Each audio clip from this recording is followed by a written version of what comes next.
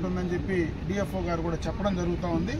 దీనికి సంబంధించి ఈ రాష్ట్ర ప్రభుత్వం నుంచి పక్కన ఉన్నటువంటి కర్ణాటక రాష్ట్రంలో ఈ ట్రైన్డ్ ఎలిఫెంట్స్ ఉన్నాయి. అక్కడి నుంచి ఈ ప్రభుత్వం నుంచి రిక్విజిషన్ ఇస్తే వాళ్ళు ఒప్పుకుంటే వాటిని పలమనేరుకు తీసుకొస్తే ఇక్కడ మనకి ఏదైతే హైవే ఉందో ఇక్కడ ఆ ఎలిఫెంట్స్ ఇక్కడ పెట్టగలిగితే ఒక పక్క టూరిజం డెవలప్ అవుతుంది, ఇంకొక పక్క రైతులకు సంబంధించినటువంటి పంటలు నష్టం కాకుండా నివారణ చేసేదానికి అవకాశాలు ఉంటాయి. కాబట్టి ఆ రెండింటిపైన ఈరోజు ఫోకస్ పెట్టాలనేటువంటి నిర్ణయం కూడా ఇటు వాళ్ళ ఆలోచన. అదేవిధంగా మన రైతుల కోసం అది చేస్తే బాగుంటుందని అందరం కూడా అనుకుంటున్నాం.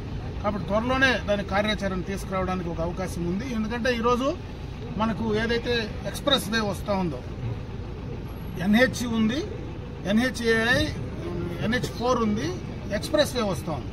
ఎక్స్ప్రెస్ వే ద్వారా దాదాపు నాకు తెలిసి 65 హెక్టార్లు దాదాపు ల్యాండ్ మరి వాళ్ళకి ఇవ్వడం జరిగింది. దానికి వచ్చినటువంటి కాంపెన్సేషన్ కూడా మన దగ్గర దాదాపు 18 కోట్ల రూపాయలు ఉంది.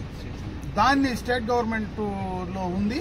దాన్ని తీసుకొచ్చి ఈ పలమనేరులోనే వాడుకోగలిగితే రెండు రకాల బెనిఫిట్లు రైతాంగానికి కానీ టూరిజం కానీ రెండు కూడా బెనిఫిట్లు ఉంటాయనేటువంటి మంచి ఆలోచన కూడా చెప్పడం జరిగింది.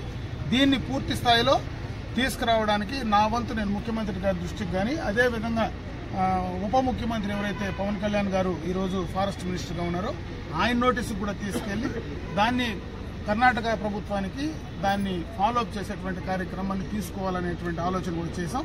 త్వరలో దానికి కార్యాచరణ చేసి పూర్తి స్థాయిలో చేయడానికి తప్పకుండా ప్రయత్నం చేస్తున్నామని తెలియజేస్తున్నాం. దీని ద్వారా ఈ నియోజకవర్గంలో ఉండేటువంటి రైతాంగానికి కొంతమేర ఏనుగుల వల్ల నష్టం, అటు ప్రాణ నష్టం కానీ ఇటు ఆస్తి నష్టం కానీ జరగకుండా నివారించేది